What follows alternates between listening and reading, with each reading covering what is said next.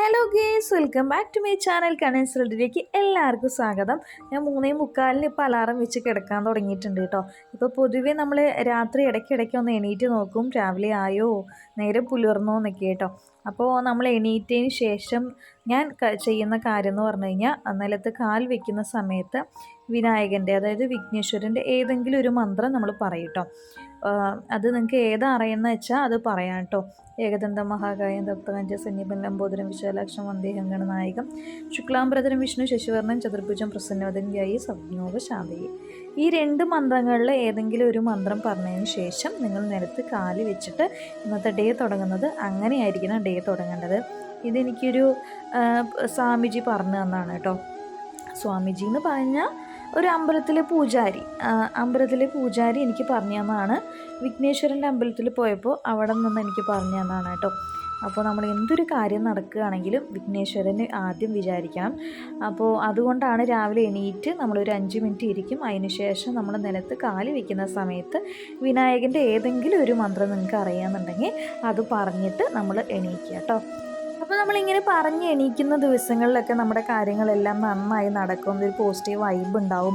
അതേപോലെ തന്നെ എന്തെങ്കിലും ഒരു കാര്യങ്ങൾ നമുക്ക് പോവുകയാണ്, പുറത്തേക്ക് എന്തെങ്കിലും ഒരു കാര്യത്തിന് പോവുകയാണെങ്കിലൊക്കെ അത് തടസ്സം കൂടാതെ നടക്കാനൊക്കെ നമ്മൾ രാവിലെ എണീക്കുന്ന സമയത്ത്, നിങ്ങൾ എപ്പോഴാണ് എണീക്കുന്നത് ആ സമയത്ത് വിഘ്നേശ്വരൻ്റെ ഒരു മന്ത്രം മനസ്സിൽ ധ്യാനിച്ചതിന് ശേഷം എണീക്കുക കേട്ടോ.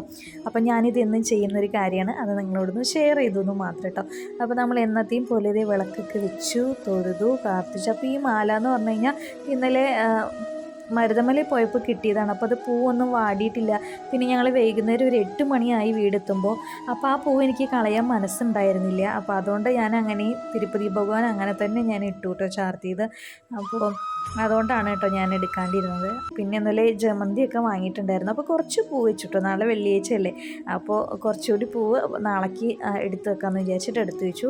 പിന്നെ എന്നത്തെയും പോലെ നമ്മുടെ സ്കന്ദഷഷ്ടി വായിക്കാൻ കേട്ടോ. ഇന്നും അമ്പലത്തേക്ക് പോകണമെന്നുണ്ടായിരുന്നു, പക്ഷെ പോകാൻ പറ്റിയില്ല. അപ്പോൾ ഇന്ന് വ്യാഴാഴ്ച നമ്മൾ സായിബാബയ്ക്ക് വേണ്ടിയിട്ട് ഇതേ അഭിഷേകം ചെയ്യാൻ പോവുകയാണെന്ന്, സായിബാബയ്ക്ക് പൂജ ചെയ്യാൻ വേണ്ടി പോവുകയാണ് കേട്ടോ. അപ്പോൾ ഞാനിവിടുത്തെ കുറച്ച് സാധനങ്ങളൊക്കെ ഒരുക്കി വെച്ചിട്ടുണ്ട്. കുറച്ച് പുഷ്പം, തുളസി, മഞ്ഞൾ വെള്ളം, അതേപോലെ തന്നെ തുളസി വെള്ളം എടുത്തിട്ടുണ്ട് കേട്ടോ. അത് ഞാൻ വീഡിയോയിൽ വയ്ക്കാൻ മറന്നുപോയി. അതേപോലെ തന്നെ ഇന്ന് കേസരി ഉണ്ടാക്കിയിട്ടുണ്ട് നേദ്യത്തിന്. പിന്നെ പാല് കേട്ടോ. നമ്മൾ സായിറാം എന്ന് പറഞ്ഞിട്ട് നമ്മൾ സായിബാബേനെ അഭിഷേകം ചെയ്യുകയാണ്. ആദ്യം നമ്മൾ ചന്ദനം കുങ്കുമമൊക്കെ തൊട്ടതിന് ശേഷം നമ്മൾ തുളസി തീർത്ഥം കൊണ്ടാണ് കേട്ടോ ചെയ്യുന്നത്. നിങ്ങൾക്ക് പനിനീരുണ്ടെങ്കിൽ അതുകൊണ്ട് ചെയ്യാം കേട്ടോ. അപ്പോൾ നമ്മൾ വിഘ്നേശ്വരൻ വിചാരിച്ചിട്ട് വേണം നമുക്ക് അഭിഷേകം ചെയ്യാനടക്കാം കേട്ടോ. അപ്പോൾ ഇല്ലെങ്കിൽ നമ്മുടെ അടുത്തൊരു വിഗ്രഹം ഉണ്ടെങ്കിൽ അവിടെ വെച്ചാലും മതി, ഇല്ലെങ്കിൽ വിഘ്നേശ്വരൻ്റെ ഏതെങ്കിലും ഒരു മന്ത്രം പറയണം കേട്ടോ. അതിന് ശേഷം നമ്മൾ വീണ്ടും ചന്ദനം കുങ്കുമമൊക്കെ വെച്ച് കൊടുക്കുന്നുണ്ട്. എന്നിട്ട് സായിറാം എന്ന് പറഞ്ഞതിന് ശേഷം നിങ്ങൾക്ക് സായിബാബയുടെ എന്തെങ്കിലും പാട്ടുകൾ അറിയാമെങ്കിൽ പാടാം, ഇല്ലെങ്കിൽ സായിറാം തന്നെ പറഞ്ഞിട്ട് നിങ്ങൾ ചെയ്യാം കേട്ടോ. പിന്നെ നമ്മൾ ചെയ്യുന്നത് നമ്മൾ മഞ്ഞളാണ് കേട്ടോ. മഞ്ഞൾ ഇത്തിരി വെള്ളത്തിലിട്ടതിന് ശേഷം അതുകൊണ്ട് അഭിഷേകം ചെയ്തു. അതിന് ശേഷം നമ്മൾ വീണ്ടും പാല് കൊണ്ടാണ് കേട്ടോ അഭിഷേകം ചെയ്യുന്നത്. പാല് കൊണ്ട് അഭിഷേകം ചെയ്തതിന് ശേഷം വീണ്ടും നമ്മൾ തുളസി തീർത്ഥം കൊണ്ട് അഭിഷേകം ചെയ്തു കേട്ടോ. എന്നിട്ട് നമ്മളൊരു ക്ലോത്ത് വെച്ച് തുടച്ചതിന് ശേഷം, നല്ലൊരു ക്ലോത്ത് ആയിരിക്കണം കേട്ടോ എടുക്കുക, നമ്മൾ ഉപയോഗിച്ചതായിരിക്കരുത്. അതിന് ശേഷം നമ്മൾ ചന്ദനം കുങ്കുമമൊക്കെ തൊട്ടി കൊടുത്തതിന് ശേഷം യെല്ലോ പൂക്കൾ എന്ന് പറഞ്ഞു കഴിഞ്ഞാൽ സായിബാബയ്ക്ക് ഭയങ്കര ഇഷ്ടമാണ് കേട്ടോ. അപ്പോൾ യെല്ലോ പൂക്കൾ കൊണ്ട് നമ്മളൊരു അർച്ചന നടത്തി. അതേപോലെ തന്നെ നമ്മൾ മുല്ലപ്പൂ, വാസനയുള്ള എന്തെങ്കിലും പൂക്കൾ വേണം കേട്ടോ. അപ്പോൾ നമ്മളത് നല്ല വാസനയുള്ള മുല്ലപ്പൂവാണ് വെച്ച് കൊടുത്തിരിക്കുന്നത്.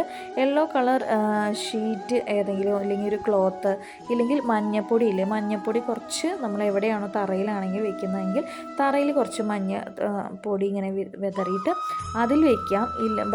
സായിബാബേനെ ഇല്ലയെന്നുണ്ടെങ്കിൽ പൂക്കൾ, മഞ്ഞ പൂക്കൾ നന്നായി പിച്ചി ചെറുതായിട്ടൊന്ന് ഇട്ടിട്ട് അതിൻ്റെ മുകളിലും സായിബാബേനെ നമുക്ക് ഇരുത്താം കേട്ടോ. അതിനുശേഷം വീണ്ടും ഈ 2 സായിബാബ ഉണ്ട് കേട്ടോ എനിക്ക്. അപ്പോൾ ഇത് 2ഉം ശ്രീഡിന്ന് കിട്ടിയതാണ് കേട്ടോ. അപ്പോൾ 2ഉം എനിക്ക് ഗിഫ്റ്റായിട്ട് കിട്ടിയതാണ് സായിബാബയുടെ വിഗ്രഹം. അപ്പോൾ ഈ ഒരു വിഗ്രഹം എന്ന് പറയുന്നത് ഒരു 3 വർഷം കഴിഞ്ഞു കേട്ടോ കിട്ടിയിട്ട്. ഇതെനിക്ക് തന്നിരിക്കുന്നതെന്ന് പറഞ്ഞു കഴിഞ്ഞാൽ നമ്മുടെ വിശാഖപട്ടണത്തുള്ള ഒരു ഏട്ടനാണ്. അത് ഏട്ടൻ്റെ ബിസിനസ് ചെയ്യുന്നൊരു ആളാണ് കേട്ടോ. അപ്പോൾ അവിടെ നിന്ന് അവർ 3D പോയപ്പോൾ എനിക്ക് തന്നാണ്. പിന്നെ രണ്ടാമത്തേത് പറഞ്ഞു കഴിഞ്ഞാൽ ഹൈദരാബാദുള്ള ചേച്ചിയാണ് കേട്ടോ. അവർ തന്നാണ് കേട്ടോ. അവർ ഒരു 3 മാസം മുമ്പ് 3D പോയിട്ടുണ്ടായിരുന്നു. അങ്ങനെ 2 സായിബാബമാരിനും കിട്ടിയത് 3D എന്നാണ് കേട്ടോ. അപ്പോൾ എനിക്ക് 3Dക്ക് പോകാൻ പറ്റിയില്ലെങ്കിലും സായിബാബ തേടി ഇങ്ങോട്ട് വന്നിട്ടുണ്ട് കേട്ടോ. അപ്പോൾ ഒരുപാട് കാലം ഞാൻ തൊഴണയും കൊണ്ടും പ്രാർത്ഥിക്കുന്നത് കൊണ്ടും സായിബാബ ഇങ്ങോട്ട് വീട്ടിലേക്ക് വന്നിരിക്കുകയാണ്. അപ്പോൾ നമ്മൾ പൂജ ചെയ്യാണ്ടിരിക്കുന്നത് മോശമില്ല. അപ്പോൾ പൂജ നമ്മൾ എപ്പോഴും വ്യാഴാഴ്ച ചെയ്യാൻ പറ്റുന്ന ദിവസങ്ങളിൽ നമ്മൾ ചെയ്യുക. 7 ആഴ്ച കണ്ടിന്യൂസ് ആയി ചെയ്യുന്നത് വളരെ നല്ലതാണ് കേട്ടോ. പ്രസാദമായിട്ട് നമുക്ക് ഞാൻ ഭഗവാൻ ഇഷ്ടമുള്ളതല്ലേ എന്ന് പറഞ്ഞിട്ട് യെല്ലോ കളറിൽ കേസരിയാണ് കേട്ടോ ഉണ്ടാക്കിയിരിക്കുന്നത്. അപ്പോൾ കോയമ്പത്തൂരൊക്കെ എപ്പോഴും കേസരി ഉണ്ടാവും. ഇത് ഞാൻ മറന്നു പോയിട്ട് പറയാൻ വേണ്ടിയിട്ട്. അപ്പോൾ ഭയങ്കര ഇഷ്ടമാണ് നമുക്ക് സായിബാബയ്ക്ക് കേസരി. അതുകൊണ്ട് കേസരിയും പാലുമാണ് നേതിയായിട്ട് വെച്ചിരിക്കുന്നത്. നിങ്ങൾ ആരെങ്കിലും ഇതേപോലെ സായിബാബനൊക്കെ തൊഴുന്നവരുണ്ടോ, പ്രാർത്ഥിക്കുന്നവരുണ്ടോ, അതുപോലെ വിഗ്രഹങ്ങളൊക്കെ പൂജ ചെയ്യുന്നവരുണ്ടെങ്കിൽ എന്തായാലും ഒന്ന് കമൻറ്റ് ചെയ്യാൻ മറക്കരുത്. അപ്പോൾ സായിറാം എന്ന് പറഞ്ഞിട്ട് ഞാനത് വീഡിയോ അവസാനിപ്പിക്കുകയാണ്. അപ്പോൾ ഈ വീഡിയോ ഇഷ്ടമായ ലൈക്ക് ചെയ്യുക, ഷെയർ ചെയ്യുക, കമൻറ്റ് ചെയ്യുക. സബ്സ്ക്രൈബ് ചെയ്യാത്തവരാണെങ്കിൽ സബ്സ്ക്രൈബ് ചെയ്ത് സപ്പോർട്ട് ചെയ്യാൻ മറക്കരുത് കേട്ടോ. അപ്പോൾ ഞാൻ നെക്സ്റ്റ് ഒരു പുതിയ വീഡിയോ ആയിട്ട് വരുന്നത്. എല്ലാവർക്കും ടാറ്റാ ബൈ.